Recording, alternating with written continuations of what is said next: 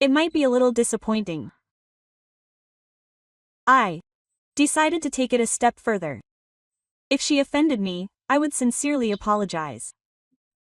If anything, I wouldn't even bother to do a full-on kneeling apology to get out of this situation.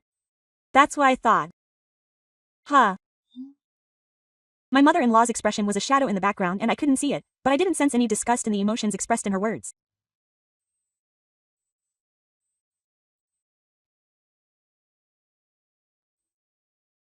Then next time you come, it'll be better. I'll think about it. The season is about to change from autumn to winter, but my clothes are soaked with sweat and cling to my body, making me uncomfortable. I shouldn't be doing physical labor on a day like this. I couldn't help but blurt out such foolish words, but this was also my own decision. I pulled myself together, stretched a lot, and picked up one of the cardboard boxes piled up in front of me. Today, I had been called to help out at my in-laws' house. The reason was to clean up the coup. There was a large coup that my in-laws had inherited from before. In other words, it was at my parents' house, but I heard that they wanted to get rid of it. It doesn't seem like there's anything particularly important stored there, and my father-in-law is apparently not happy with the fact that a large area of the property is being wasted. But he wants to tear down the building and make a separate building.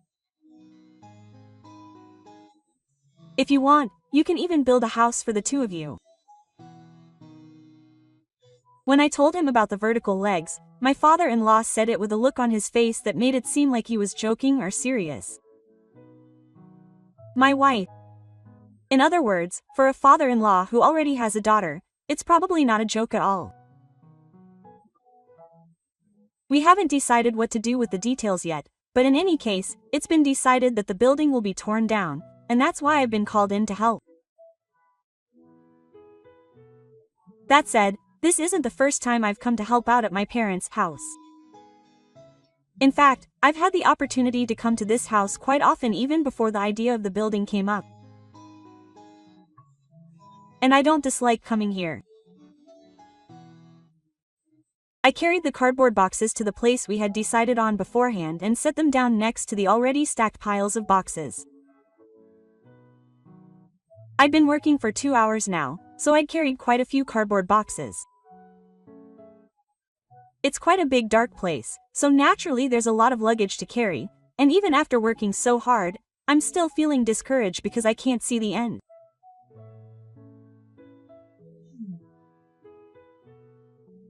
Oh, you've already carried this much? I turned around at the voice behind me as I took a breath, and there stood the woman who is the reason why I come to my parents' house so often. Ah, it's Mom. My wife's mother, or mother-in-law. My mother-in-law's attractive appearance only accentuates her beauty today.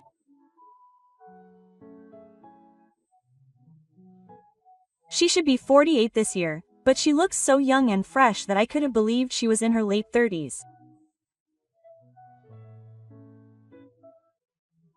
When I first met my wife, I was immediately drawn to her beauty, and I definitely got that gene from my mother-in-law. I realized this when I first met my in-laws. Wow, she's so skinny. I must have looked terrible after doing physical labor in the house. My mother-in-law took a step toward me and placed the towel she was holding on my forehead. Oh, I'm sorry. I couldn't help but be at a loss for words. It's okay. Don't worry about it. After wiping my forehead, my mother-in-law didn't let go of her hand, but continued to wipe the sweat from my neck and chest. Then, from my upper arms, I didn't dare to move away from my mother-in-law, and left her to do as she pleased. If I got any closer, it would be easy to think that we were hugging, but my mother-in-law didn't seem to mind. What's wrong? My mother-in-law looked up at me. She was close. A faint smile appeared on her face. No, it's nothing. I can't keep my mind at ease, but does my mother-in-law feel nothing? No, that can't be right. In fact, my mother-in-law seemed to enjoy this kind of contact. That was proven not only by today, but by the many pranks she had pulled on me in the past. That's the reason why I keep coming to my parents' house like this. It all started with a really trivial and ordinary incident. The internet at home had suddenly stopped working, so I asked her if she could do something about it.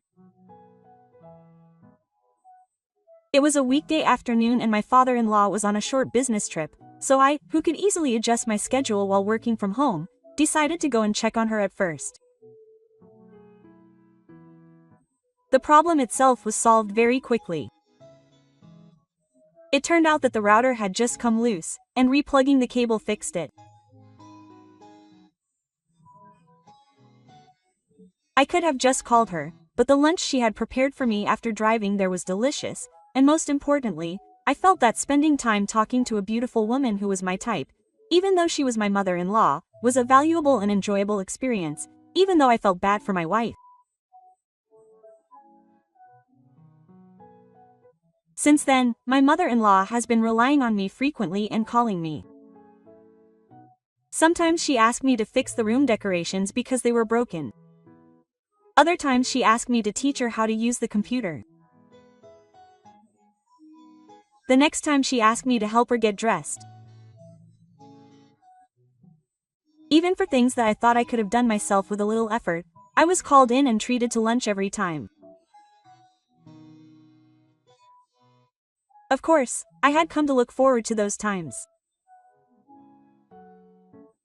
Whenever I visited her, my mother-in-law always had her hair swept to the right and probably had a little makeup on. Her clothes were somewhat revealing of her body lines, and I became suspicious and felt nervous every time I showed up at her house. I think my mother-in-law noticed this about me. However, she didn't change the way she treated me, and instead began to dress and behave in a way that made me feel uncomfortable.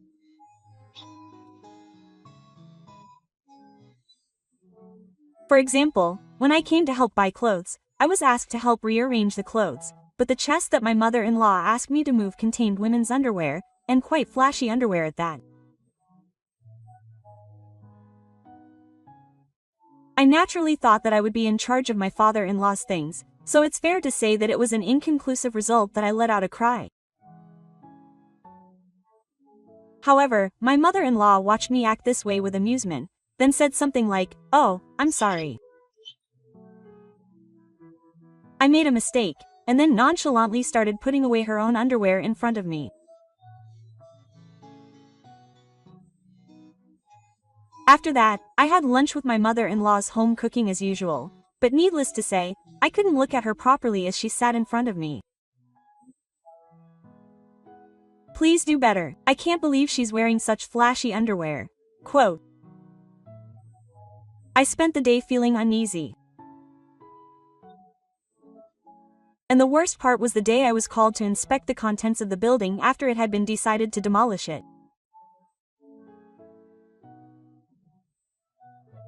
It was an old building, so there was no electricity, and of course the sunlight was shining in through the light bulbs even after midday, but it was so dark that I needed to go outside to get a good look inside.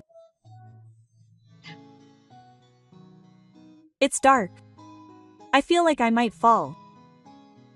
My mother-in-law, who had entered with me, took my arm as if it was the most natural thing in the world. "It's fine since no one is watching, right?" My mother-in-law said this as she clung to me. I could hear her swallowing with a thud.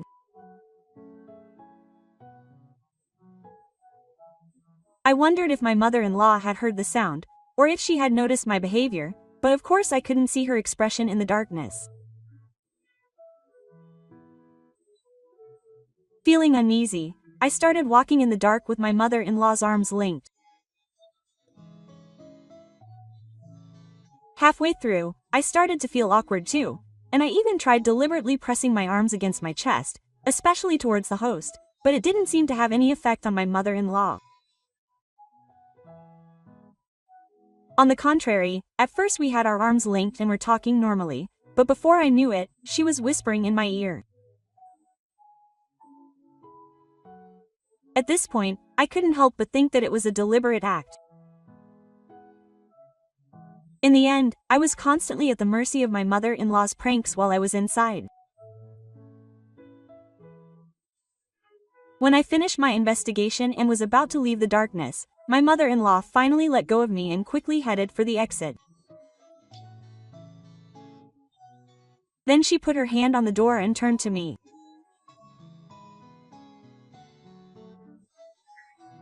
"Since you've always put up with my whims, I tried it. How is it?" Quote. My mother-in-law's words made me stop in my tracks. "You were always glancing at me, weren't you?" I knew without her having to say anything. She was doing it on purpose after all. That's right. What should I say? It would be easy to pretend I didn't notice anything here, but if I did, I would somehow feel defeated, and more than anything, I had a feeling that nothing would progress. It's only natural that I wouldn't have any premonitions or anything like that with my mother-in-law, but at that moment, I was overcome by the desire to somehow continue my current relationship with her.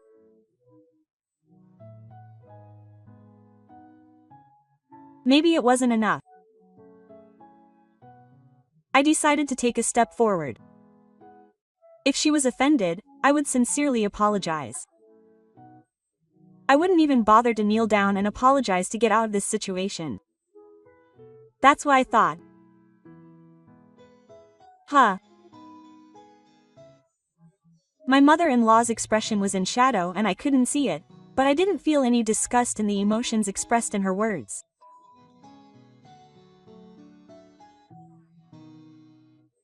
Then I'll think of a better way to thank you next time.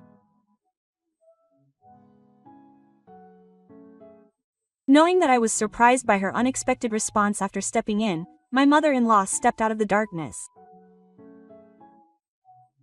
And I stood there, stunned, alone in the dim darkness.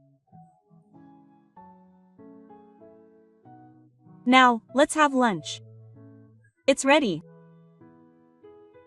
Now that you mention it, it's definitely lunchtime.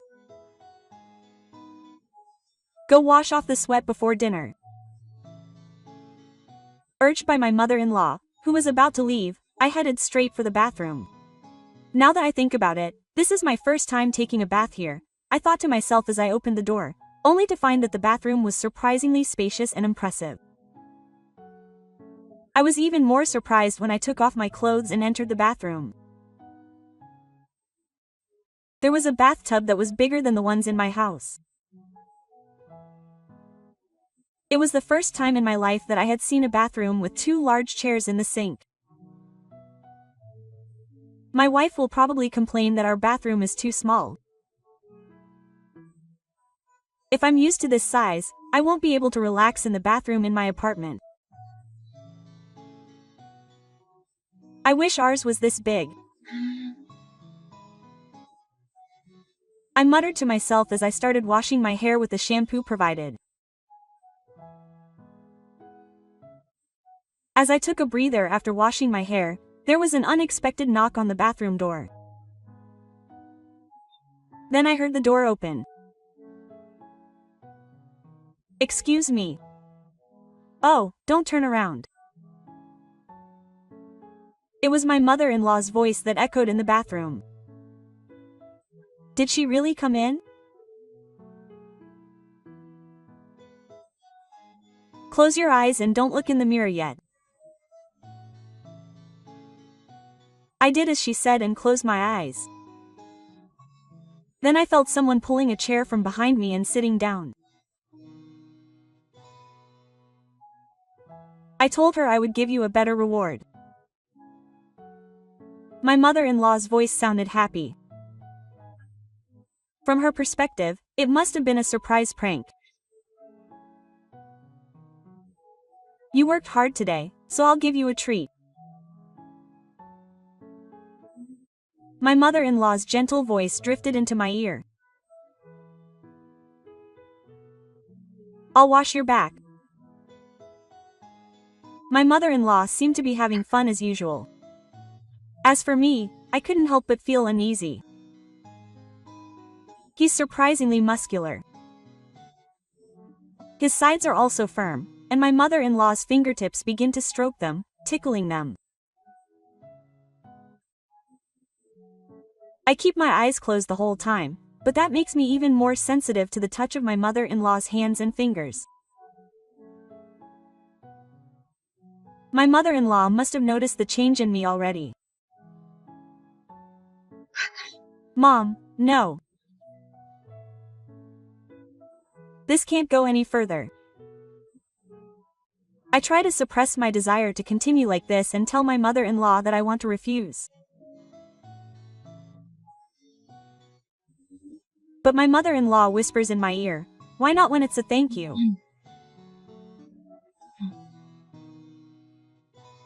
My mother-in-law's inviting movements never stop.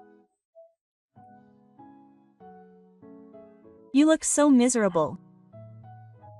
Tell me what you want. I can't refuse anymore. Or maybe she never intended to refuse in the first place. You're cute. You can open your eyes. Just watch me thank you. I do as I'm told and open my eyes. It's hot. It's amazing. My mother-in-law's hot breath tickles my ear, but I'm already distracted. I want you to wrap me in your hands, hurry up. And after a few more times, I ended up adding more.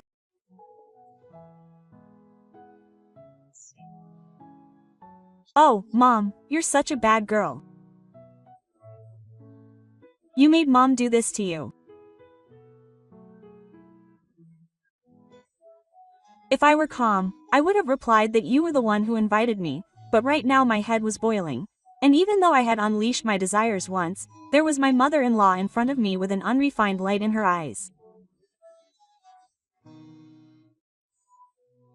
And her hand was still holding me and she wouldn't say anything. I heard it from that girl, but her voice hit my ear. She said it wasn't enough after just one time. You looked into your mother-in-law's eyes in the mirror. Your mother-in-law stared back at me without looking away. What are you going to do now? I stood up silently and slowly turned my body toward my mother-in-law. My mother-in-law, who was still sitting, just stared at me without saying anything. Is that okay? My mother-in-law didn't answer. The safest option would be a mansion. I decided that to myself. I'll make a mess of it. I told her just that and pulled her closer. I'm on my way back from my parents' house now. As I drive, I can't stop grinning as I think back to what happened just a moment ago. In the end, I still didn't know the whole reason why my mother-in-law did that, but maybe she wanted to have a day out with someone nearby and safe. Or maybe she was trying to get back at my father-in-law in some way. All I knew was that the next time she came to help, things wouldn't be the same as before. I hope she comes again. The expression on my mother-in-law's face as she told me this as she left was that of a woman. I don't know what will happen from now on. But even if there was a risk that my wife and father-in-law would find out, it was certain that I wouldn't be able to stop the relationship I was about to start with my mother-in-law.